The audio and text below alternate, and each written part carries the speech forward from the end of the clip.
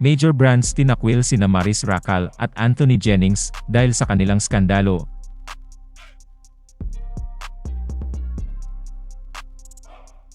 Pero bago ang lahat, kung ikaw ay bago sa aking channel, huwag kalimutan na mag-subscribe at i-click ang notification bell for more trending news. Naging trending online sina Maris Racal at Anthony Jennings matapos ilantad ng ex-girlfriend ng aktor na si Jamela Villanueva ang umano'y panloloko ng kanyang ex-boyfriend. Sa kalaunan ay naglabas ng public apology ang dalawa para tugunan ang kontrobersya. At sa pagputok ng kontrobersya ni na on-screen love team, marami ang naapektuhan ng kanilang ginawang panloloko. Tila, ang ilan sa kanilang mga endorsement ay nagpasya na i-drop ang mga ito. Nauna rito, inanunsyo ng beauty brand na Dazzle Me ang pagtatapos ng partnership nito sa Maris, na binanggit ang pangako nito sa mga halaga tulad ng integridad, inclusivity, at authenticity. It is not said to be easy to do, but they say they need to do this to maintain the integrity of their product.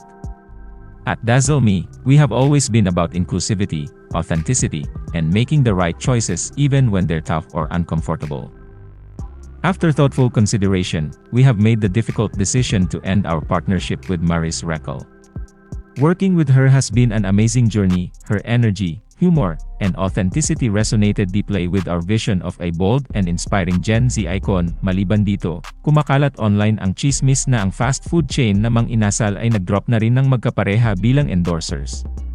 Gayunpaman, wala pang opisyal na kumpirmasyon mula sa fast food chain. Isa sa mga pinakabagong brand na lumabas na mag-withdraw ng kanilang endorsement ay ang San Mig Coffee, isang sikat na instant coffee at beverage brand sa ilalim ng San Miguel Corporation, isa sa pinakamalaking conglomerates sa Pilipinas.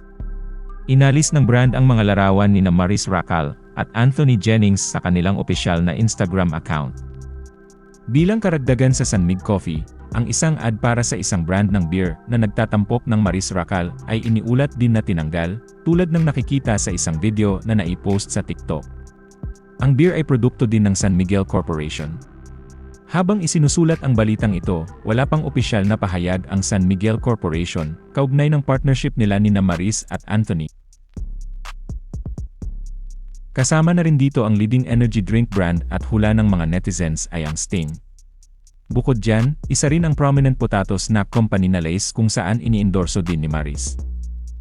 Ang mga brand at marketing expert ay napansin ang bigat ng pagbagsak na ito. Kapag ang mga celebrity ay nasangkot sa mga personal na kontrobersya, hindi maiiwasang dumaloy ito sa mga brand na kanilang iniendorso, sabi ng isang marketing analyst.